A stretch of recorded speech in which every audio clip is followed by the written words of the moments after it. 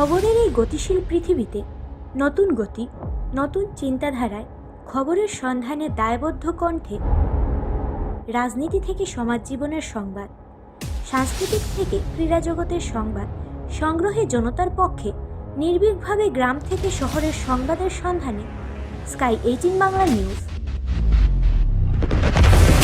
আমাদের মূল মন্ত্র সত্যের সাথে মানুষের পাশে 24 ঘন্টা।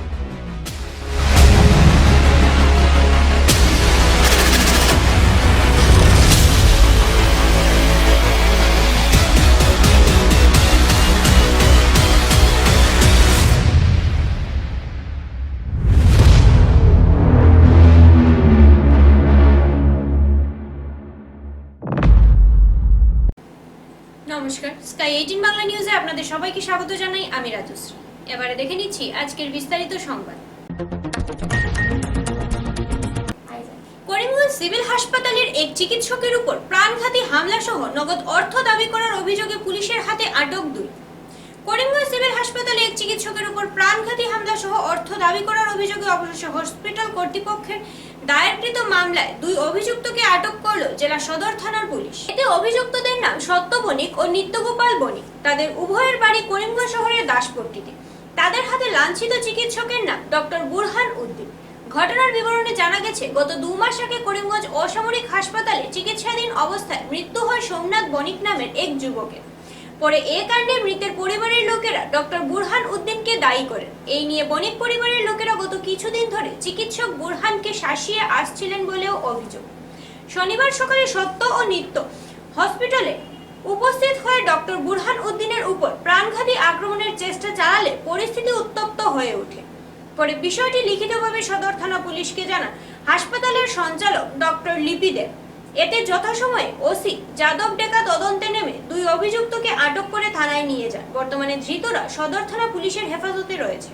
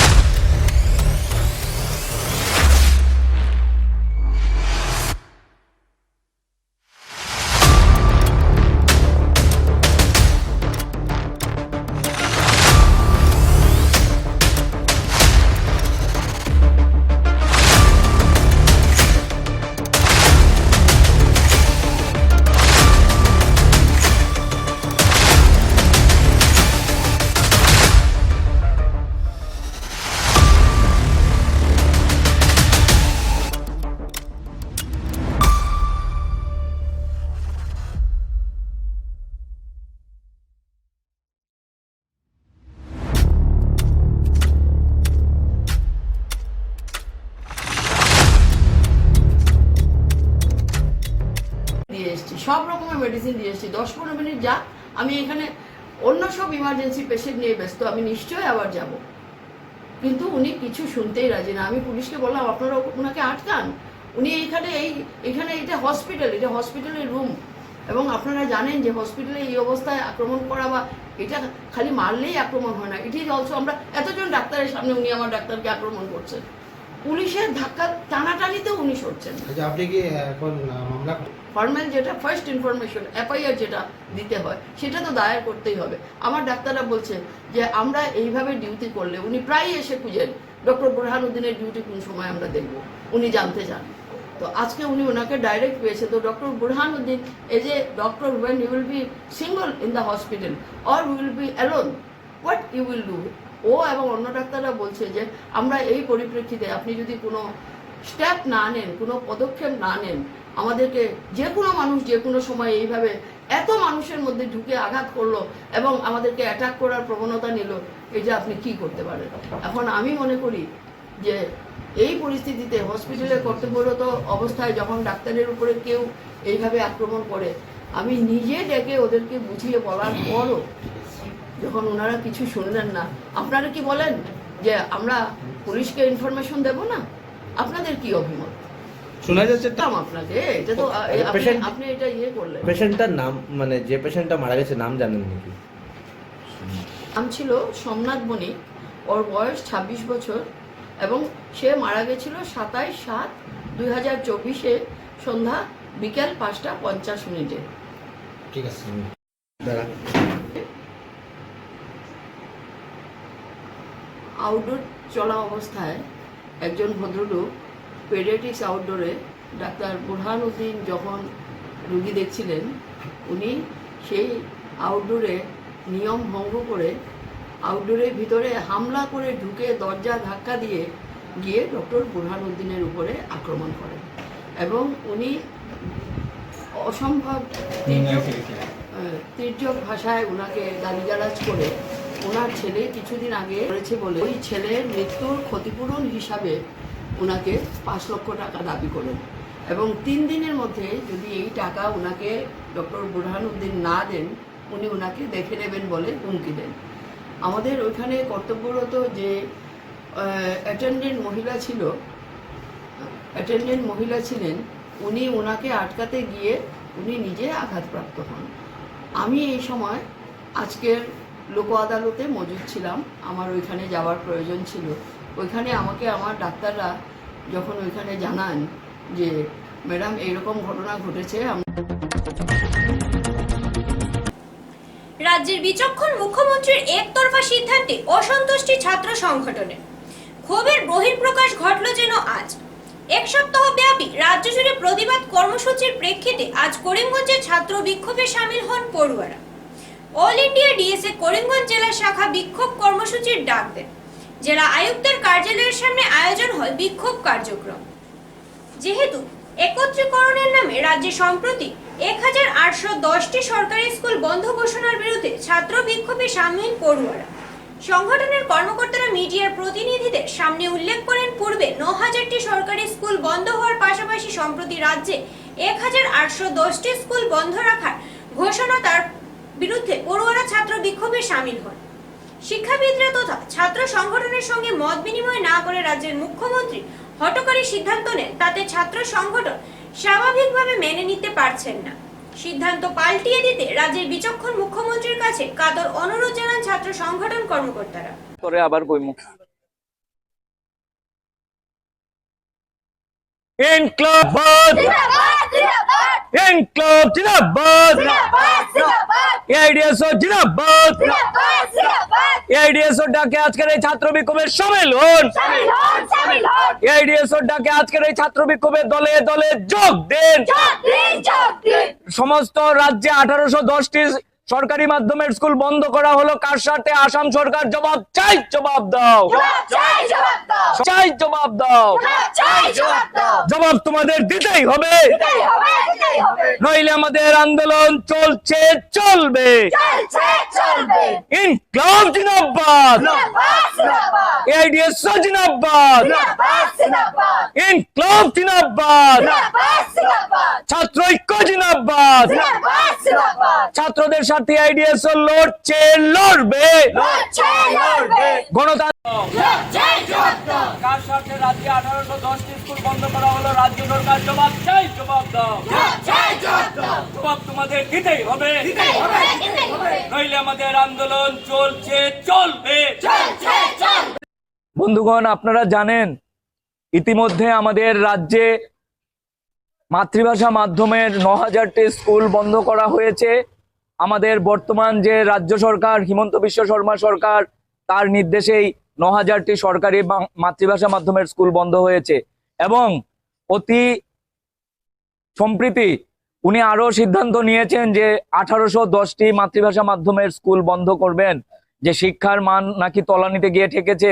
এই সমস্ত বিভিন্ন অযৌক্তিক সিদ্ধান্ত, অযৌক্তিক মত সৃষ্টি করে উনি সরকারি মাতৃভাষা মাধ্যমের স্কুলগুলি বন্ধ করার সিদ্ধান্ত নিয়েছেন। বন্ধুগণ, যেখানে একটি স্বাধীন রাষ্ট্রে শিক্ষার সার্বিক শিক্ষা তৈরি করার জন্য জনসাধারণের, ভারতবর্ষ এমনিতেই একটি দরিদ্র শ্রেণীর রাষ্ট্র, সেইখানে দরিদ্র শ্রেণীর মানুষের জন্য সার্বজনীন শিক্ষা প্রচলন করার জন্য যেখানে অসংখ্য সরকারি স্কুল তৈরি করার দরকার ছিল, এলপি স্কুল হোক, এমএ স্কুল হোক এবং কলেজ হোক, সেখানে উনি একাধারে স্কুল বন্ধ করার সিদ্ধান্ত নিচ্ছেন এবং এই সিদ্ধান্তগুলি অত্যন্ত অমানবিক, অনৈতিক এবং এগুলি অত্যন্ত নিন্দনীয় সিদ্ধান্ত। আমরা বলতে চাই যে উনি ছাত্র স্বার্থে যে সমস্ত ছাত্র সংগঠনগুলি কাজ করছে তাদের সাথে মত বিনিময় না করে এবং যারা সত্যিকারের শিক্ষাবিদ তাদের সাথে মত বিনিময় না করে একতরফা ভাবে উনি স্বৈরাচারী সিদ্ধান্ত নিয়ে একের পর এক হাজার হাজার স্কুলগুলিকে বন্ধ করছে। বন্ধুগণ, আপনারা জানেন এই সরকারি স্কুল বন্ধ হওয়ার ফলে দরিদ্র শ্রেণীর, দরিদ্র সীমার নিচে যারা বসবাস করছেন তাদের শিক্ষা অবিলম্বে অচিরেই বন্ধ হয়ে যাবে এবং তারা কোনো শিক্ষার আলো থেকে বঞ্চিত হবেন। বন্ধুগণ, আমরা এর বিরুদ্ধে সমস্ত রাজ্যব্যাপী তীব্র ছাত্র আন্দোলন গড়ে তুলছি এবং এই ছাত্র আন্দোলন গড়ে তোলার স্বার্থে আমরা আজকে এই সেপ্টেম্বরের 12 তারিখ থেকে 18 তারিখ অবধি আমরা রাজ্যব্যাপী প্রতিবাদ সপ্তাহ সাব্যস্ত করছি। বন্ধুগণ, এই লক্ষ্যেই আমরা আজকে 14 সেপ্টেম্বর আমাদের শহরের রাজপথে আমরা একটি ছাত্র বিক্ষোভ করলাম এবং আমাদের আসামের সরকারের কাছে বার্তা দিতে চাই যে উনি যদি অতি সত্বর এই যে 1810টি স্কুল বন্ধ করেছেন এবং এর আগে যে 9000টি স্কুল বন্ধ করেছেন এর সিদ্ধান্ত যদি অতি দ্রুত না পাল্টান তাহলে আসামে তীব্র ছাত্র আন্দোলন গড়ে তুলতে বাধ্য হব। ইনকলাব জিন্দাবাদ, এআইডিএস। কাছাড়ের ধলাই ভাগাতে রাত্রিবেলায় সংঘটিত হয় এক ভয়ঙ্কর দুর্ঘটনা। ভাগা শেরখান সংযোগী রাস্তায় রূপনী নদীর ওপরে থাকা ব্রিজ হঠাৎ ভেঙে পড়ে নদীতে। জানা গেছে ভাগা শেরখান সংযোগী রাস্তার নির্মাণ কাজ চলছে। এই নির্মাণস্থলে দুইটি ডাম্পার শিল নিয়ে যাওয়ার সময় দুর্ঘটনাটি সংঘটিত হয়। শিল ভর্তি ডাম্পার দুইটি রূপনী নদীর উপরে থাকা ব্রিজে উঠতে হঠাৎ ব্রিজ ভেঙে পড়ে নদীতে। ব্রিজ ভেঙে যাওয়ার ফলে ডাম্পার দুটি নদীতে দাঁড়িয়ে থাকা একটি সিমেন্ট বোঝাই ট্রাক পড়ে যায় নদীতে। ভয়ঙ্কর ঘটনার পর এলাকার চাঞ্চল্যের সৃষ্টি হয়।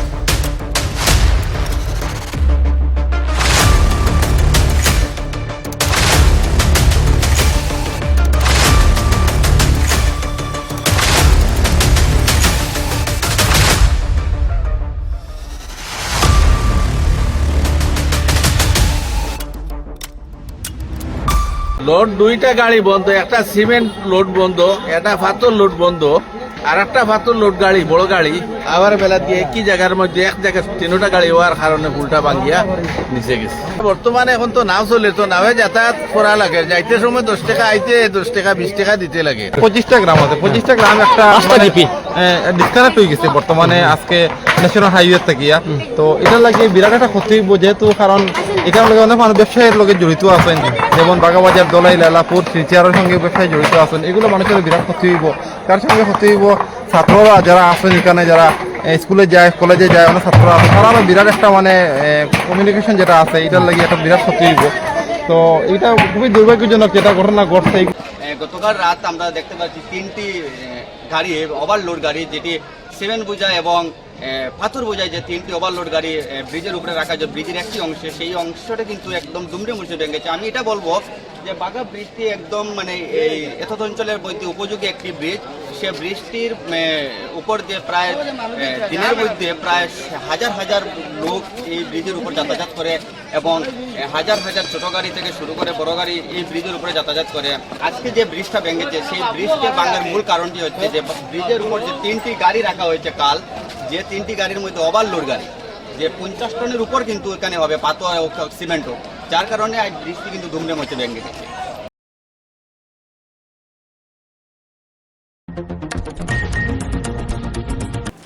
নিয়ে নিচ্ছি ছোট্ট একটা বিজ্ঞাপন বিরতির সাথে থাকুন। আনন্দ সংবাদ, আনন্দ সংবাদ, আনন্দ সংবাদ।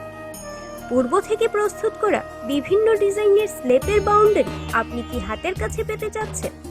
কি আর সমস্যা, আপনার কাছে সমস্যার সমাধান নিয়ে হাজির AR বাউন্ডারি ওয়াল।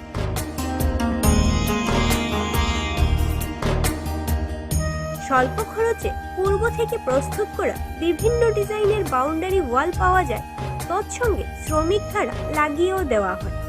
তাই মজবুত টেকসই বাউন্ডারি পেতে আমাদের প্রতিষ্ঠানে পা বাড়ান।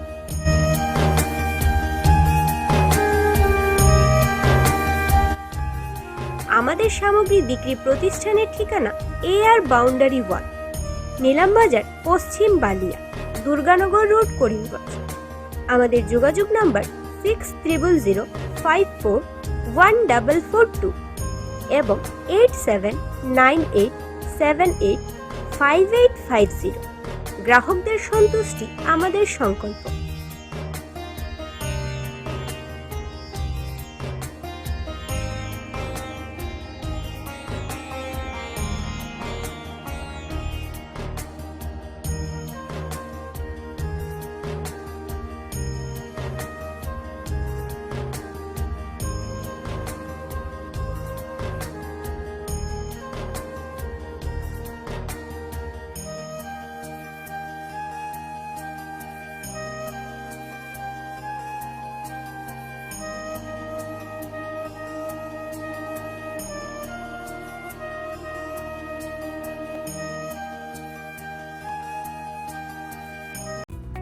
স্বাস্থ্য পরিষেবা ক্ষেত্রে করিমগঞ্জ মা তারা হেলথ কেয়ার বিশেষভাবে সুনাম রয়েছে। দক্ষ চিকিৎসকদের নিয়ে এনে রোগীদের চিকিৎসা সেবায় রত প্রতিষ্ঠান কর্তৃপক্ষ। চিকিৎসা সেবায় যারা থাকেন তাদের মধ্যে ডক্টর GK চক্রবর্তী, ফিজিশিয়ান ও chest specialist, doctor Ajay Deshmukh, medicine specialist ও cardiologist, doctor Anshuman Bhattacharya, MD skin specialist, cosmetic dermato surgeon doctor Tapas Pal, medicine specialist, doctor Sumit Deb, neuro surgeon, doctor AZ Ahmed Barbhuiya, medicine ও diabetologist, doctor Nazam Tapadar, oral ও dental surgeon, doctor Dipankar Das, medicine ও cardiologist, doctor Suman Baidya, শিশু বিশেষজ্ঞ, doctor Mostakim Ahmed Majumder, nephrology ও kidney specialist, doctor উজ্জ্বল Gogoi, diabetes ও thyroid বিশেষজ্ঞ, doctor Ajay Deshmukh, হৃদরোগ বিশেষজ্ঞ, doctor Ahmed Saifuddin, অস্থিরোগ বিশেষজ্ঞ। চিকিৎসকরা এখানে রয়েছেন। এছাড়া সব ধরনের ঔষধ পাওয়ার ব্যবস্থাও রয়েছে। রক্ত, কফ, মলমূত্র কম্পিউটার পদ্ধতির সাহায্যে পরীক্ষা সহ sonography, echocardiography, ECG, digital x-ray, colour Doppler ইত্যাদি অত্যাধুনিকভাবে পরীক্ষা করা হয়। তাই আর সময় নষ্ট না করে অগ্রিম বুকিং এর জন্য যোগাযোগ করুন মেসার্স মা তারা health care, Laxmibazar road, Karimganj, sell tax কার্যালয়ের নিকটে। আমাদের যোগাযোগ নাম্বার 7896065923 এবং 8876337065 এবং 9435585637 এবং 9127420429। রোগীদের সন্তুষ্টি আমাদের পরম তৃপ্তি।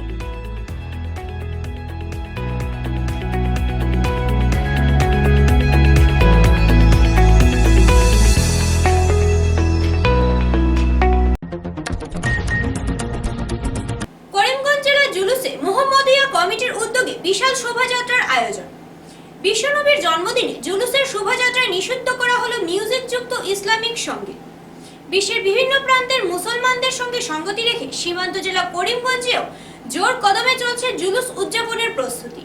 এতে করিমগঞ্জে নিষিদ্ধ করা হয়েছে মিউজিকযুক্ত ইসলামিক সঙ্গীত। এই নিয়ে বৃহস্পতিবার রাতে করিমগঞ্জ শহরের সেটেলমেন্ট স্থিত সৈয়দ মফিদুল হোসেনের বাসভবনে এক সাংবাদিক সম্মেলনের আয়োজন করা হয়। এই দিনের সংবাদ মেলে আয়োজকরা জানান, বিশ্ব মানবতার মুক্তির দ্রুত পৃথিবীর সর্বকালের সর্বশ্রেষ্ঠ শান্তির বাহক পয়গম্বর হযরত মুহাম্মদের জন্মদিবস উপলক্ষে আগামী 16 সেপ্টেম্বর রোজ সোমবার জুলুসের শোভাযাত্রা বের করা হবে। এদিন সকাল 8টায় করিমগঞ্জের মাইজদি বড় মসজিদ প্রাঙ্গণ থেকে এই শান্তি মিছিল করিমগঞ্জ শহরের প্রধান সড়ক অতিক্রম করে কানিশাইলে হারুন রশিদ কেটেল মার্কেটে গিয়ে সমাপ্ত হবে বলে জানান আয়োজকরা। এতে বিশ্বনবীর শান্তির বাণীগুলো অনুসরণ করে সর্বস্তরের শান্তি সম্প্রতি বজায় রাখতে আগত ধর্মপ্রাণ মুসলমানদের আহ্বান জানান জেলা জুলুসে মোহাম্মদী উদযাপন কমিটির সভাপতি সৈয়দ মফিদুল হোসেন।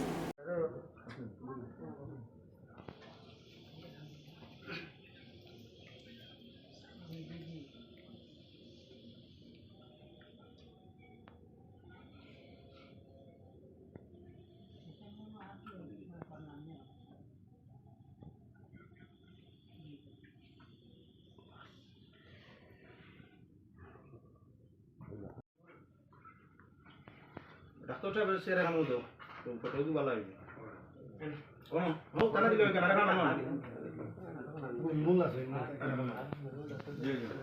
প্লাস্টিক কিন্তু বেরা এটা কথা যে দেবা দাঁড়ি কোনো মানে আপনারা নিশ্চয়ই অবগত আছেন, আজ থেকে 1400 বছর থেকে আরম্ভ করে এখন পর্যন্ত জুলুসে মোহাম্মদী বিশ্বের ভিন্ন ভিন্ন জায়গায় উদযাপিত হচ্ছে। বিশ্বর সঙ্গে তাল মিলিয়ে করিমগঞ্জ জেলা দীর্ঘ 10 বছর থেকে জুলুস হয়ে আসছে। অন্যান্য বছরের মতো এবারও করিমগঞ্জ জেলা জুলুসে মোহাম্মদী উদযাপন কমিটির ব্যবস্থাপনায় জশ্নে জুলুস বা শান্তির মিছিল আগামী 12 রবিউল আউয়াল রোজ সোমবার করিমগঞ্জের মাঝদি জিয়া টেম্বার হতে শান্তির মিছিল আরম্ভ হয়ে সমাপ্তি হবে ফুয়ামারা হারুন রশিদ কমপ্লেক্স মার্কেটে। সেখানে আমাদের ভিন্ন ভিন্ন অতিথি এবং রাজনীতিবিদ, সাংবাদিক ওরা উপস্থিত থাকবেন। আমি সবাইকে অনুরোধ করছি নিজে আসবেন এবং নিজের সাথে রসুল প্রেমিক যাদেরকে আনা যায় তাদেরকে নিয়ে আসার চেষ্টা করবেন। আর আমি করিমগঞ্জের সর্বস্তরের জনসাধারণের সাহায্য চাচ্ছি যাতে আমরা শান্তির মিছিল নিয়ে শান্তির সাথে পুয়ামারাতে পৌঁছতে পারি। তাই আমাদের সাথে সহযোগিতা করার জন্য প্রশাসনেরও সাহায্য কামনা করছি এবং জাতি ধর্ম বর্ণ নির্বিশেষে সর্বস্তরের জনসাধারণের সাহায্য সহযোগিতা আমরা জুলুস কমিটি চাচ্ছি। তাই আমাদেরকে সহযোগিতা করে উক্ত অনুষ্ঠান সমাধান করার জন্য, সাফল্যমণ্ডিত করার জন্য অনুরোধ করছি। ধন্যবাদ। আমি করিমগঞ্জ জেলা জুলুসে মোহাম্মদ সাল্লাল্লাহু আলাইহি ওয়াসাল্লামের প্রেসিডেন্ট হিসেবে আপনারা সবাই অবগত আছেন, আগামী 16 সেপ্টেম্বর বিশ্বনবী জনাবে মুহাম্মদ রাসূলুল্লাহ সাল্লাল্লাহু আলাইহি ওয়াসাল্লামের জন্মদিন। সেই উপলক্ষে প্রতি বছরের ন্যায় বিশ্বের সঙ্গে তাল মিলিয়ে এই শান্তির মিছিল হয় সেটেলমেন্ট থেকে হারুন রশিদ মার্কেট কমপ্লেক্স পর্যন্ত। আমি আমার জেলাবাসীকে আমন্ত্রণ জানাইতেছি ইহার মধ্যে এসে শরিক হওয়ার জন্য। বিশেষ করে আমার টাউনের আমার হিন্দু, বৌদ্ধ, খ্রিস্টান ভাইয়েরা আছেন, সবাইকে আমি আমন্ত্রণ জানাইতেছি। আমরা ভারতবাসী ঐক্য চাই, আমরা অনৈক্য চাই না। এই দিন আমরা বাংলাদেশের সংখ্যালঘুদের উপর যে অমানসিক অত্যাচার হয়েছে বা হচ্ছে এবং মাজার ভাঙ্গা হচ্ছে কিছু দুষ্কৃতিকারীরা, তাদের বিরুদ্ধে আমরা সোচ্চার হয়ে আমরা ভারতবাসীর সঙ্গে করিমগঞ্জ জেলা বাংলাদেশি এইসব নেক্কারজনক ঘটনার তীব্র নিন্দা এবং ধিক্কার জানাবো এবং আজেরও সাংবাদিক সম্মেলনের মধ্যে আমি এই বাংলাদেশের এই দুষ্কৃতিকারীদের বিরুদ্ধে ধিক্কার জানাইতেছি। আমাদের এই প্রোগ্রামের মধ্যে ডিজে এবং মাইক, গান বাজনা এইগুলা নিষেধ থাকবে। আপনারা শান্তি শৃঙ্খলা বজায় রেখে, যেহেতু শান্তির মিছিল, সুন্দর করে শান্তি শৃঙ্খলা বজায় রেখে এই প্রোগ্রামে এসে শরিক হবেন আগামী 16 সেপ্টেম্বর। হিমন্ত বিশ্ব শর্মার নেতৃত্বাধীন রাজ্য সরকারের আমলে রাজ্যে একটির পর একটি জেলায় গড়ে উঠছে মেডিকেল কলেজ। পরে সংস্কারের অভাবে ভুগছে বরাকে থাকা একমাত্র মেডিকেল কলেজ। মেডিকেল কলেজের ওয়ার্ড সমূহে ফ্যান আছে কিন্তু তাও অচল। প্রচন্ড গরমে ফ্যানের অভাবে হাহাকার করছে রোগী ও রোগীর আত্মীয়রা। একজন রোগীর আত্মীয় জটিল রোগে আক্রান্ত ব্যক্তিজনের পত্নী মেডিকেল কলেজে মেডিসিন বিভাগের চিকিৎসাধীন। পরে ওয়ার্ডে ফ্যান নেই, প্রচন্ড গরম থেকে রক্ষা পেতে বাজার থেকে ফ্যান ক্রয় করে ওয়ার্ডে নিয়ে যান ব্যক্তিজন ফ্যান নিয়ে আসার এক ভিডিও এখন সোশ্যাল মিডিয়াতে ভাইরাল হয়।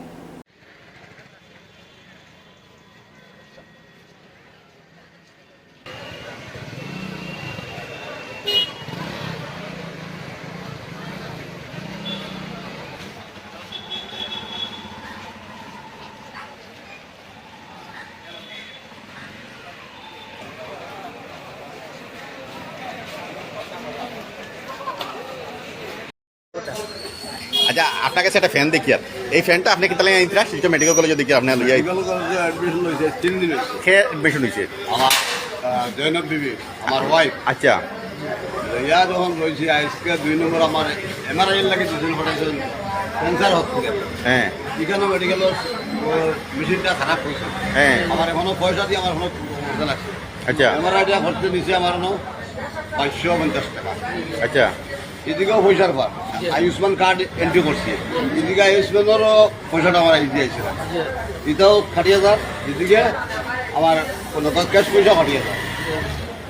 আজকে আইয়া এখন থেকে রুম আমার 2 নম্বর রুমও দিচ্ছে সিস্টার। এখন 2 নম্বর রুমও বেড নম্বর গুলি গেছি, বেড নম্বর পয়সা দিয়েছিলাম, বেড নম্বরে গেছে গেলে ফ্যান নাই, ফ্যান খারাপ। সিস্টার আমার ফ্যান তো নাই, আমরা মানুষ 2জনও রুগী, আমিও অ্যাডমিশন আসলাম 3 মাস। আজকে এখন বলা আমার ওয়াইফ লিয়ে আমি এখন বর্তমানে আছি, কিন্তু আমার এখন বর্তমানে ফ্যানও নাই। পয়সা অপেক্ষা করতে করতে আমার অসহ্য রাখিয়া আমার নিজের পয়সা দিয়া গিয়ে আমি ফ্যানটা বাজাতে কিনে আনছি। কত দিয়ে কিনে আনছেন? 550 টাকা দিয়া। আপনার বাড়ি? বাড়ি হরিমন্দ ডিস্ট্রিক্ট, থানা ফাতেখান্দি, গ্রাম জুরবাড়ি, পোস্ট অফিস জুরবাড়ি। আমার নাম হইল একলাসুদ্দিন, বাবার নাম হাফিজ ফিয়াজউদ্দিন। আপনার মোটামুটি 2-4% টাকা লাগবে আপনার পজিশনে বুঝে যায়। শনিবারেও আমার রিপোর্ট হইতাম। এই গরমের কারণে আপনি বাধ্য হয়ে গিয়া মানে ফ্যান খারাপ নষ্ট হিসাবে আপনি বাধ্য হয়ে শিলচর মেডিকেল কলেজে আপনি ফ্যানটা লইয়া আনছেন। লইয়া আনতে অন্য পেশেন্টে দেওয়ার চেষ্টা করবানি মানে বাতাসটা আমি তো সবার দেও আরেকজনের মোবাইল একটা চুরি হয়েছে গতকালকে, 2 মহিলার এই মোবাইলটার লগে রিং বাজছে, কিন্তু আমি মোবাইলটা ধরতে পারছি না। একটা মোবাইল তো চুরি হয়েছে, নোকিয়া মোবাইল। এখন আইয়া শুনি আরেকজন মহিলার বাড়িখানা দেখেছি না, আমার টাকা 6,000 টাকা ক্যাশ গেছে, আরো রেকর্ড মতো নানান সামান গেছে। মানে সেফটি হয়ে কিছু নাই। ঠিক আছে যাই না আপনি। যখন আমার এই ফ্যান লইয়া একদম শিলচর মেডিকেল কলেজে লইয়া আইছি। দুদিনব্যাপী বিভিন্ন অনুষ্ঠানের মাধ্যমে বরাক উপত্যকা বঙ্গ সাহিত্য ও সাংস্কৃতিক সম্মেলনের উদ্যোগে সৈয়দ মুস্তফা আলী সাহিত্য উৎসব অনুষ্ঠান হয় করিমগঞ্জে। শ্রদ্ধাঞ্জলি নিবেদনের মাধ্যমে অনুষ্ঠানের সূচনা হয়। অনুষ্ঠানের মধ্যে ছিল সৈয়দ মুস্তফা আলীর জীবন ও সৃষ্টি নিয়ে সংক্ষিপ্ত আলোচনা, সাংস্কৃতিক অনুষ্ঠান ও ইত্যাদি কার্যক্রম।